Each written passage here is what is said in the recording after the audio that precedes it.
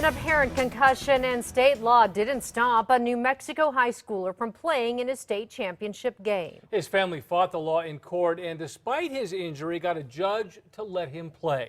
News 13's Gabrielle Burkhart has that story. Dean, Jess, state law says a student athlete with a concussion can come back to the game only after sitting out for at least a week. Because of that law, a star running back wouldn't get to play in the state championship. That didn't sit well with him, and he took his case all the way to court. When Cleveland High School in Rio Rancho found out their football team was going to the state championship, everyone was pumped. Everyone except the Storm's star running back when he was told he couldn't play since he suffered a concussion at a game less than a week before. Our trainer did identify a concussion.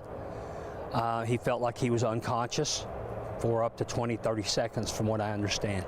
We're not naming the student due to medical privacy, but state law passed in 2010 says a student athlete who suffers a concussion can only play no less than a week after the injury. You know, he put his heart and soul into the season, and he's not going to be able to play. But that didn't stop the student and his family from fighting the law in court last week. Court documents show the family argued the school trainer's assessment. They say a private doctor couldn't find signs or symptoms of a brain injury.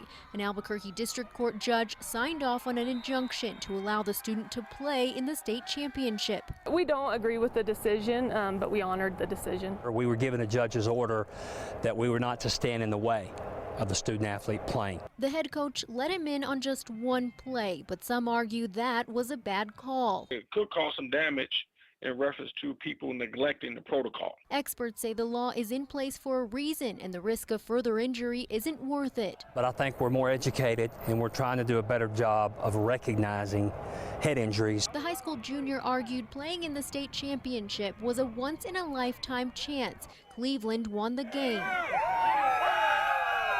But what may happen in the long run is unclear. We spoke with the student's attorney who tells us the family didn't want to comment. Democratic Senator Michael Sanchez, who was behind the concussion law in 2010, says he's disappointed with the judge's decision on this one, and he's worried it may set a dangerous precedent. Back to you.